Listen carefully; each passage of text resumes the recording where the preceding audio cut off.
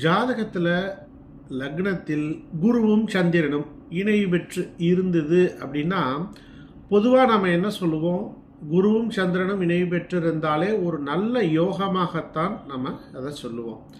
ஆனால் சில நேரங்களில் இந்த அமைப்பானது திருமண வாழ்க்கையில் மறைமுகமாக நிறைய பிரச்சனைகளையும் சவால்களையும் ஏற்படுத்திவிடும்.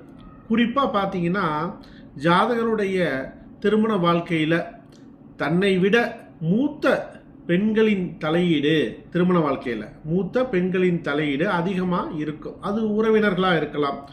உறவினர்களில் மூத்த பெண்கள்னால் யார்? ஜாதகரோட கூட பிறந்தவங்க, அக்கா, அது மாதிரி இருக்கலாம். அவங்களுடைய தாயாராக இருக்கலாம், மாமியாராக கூட இருக்கலாம், குடும்ப நண்பர்களாக இருக்கலாம், அல்லது அதிகாரம் கொண்ட நபர். அந்த நபர் அதிகாரம் கொண்டவராக இருப்பார், மூத்தவராக இருப்பாங்க.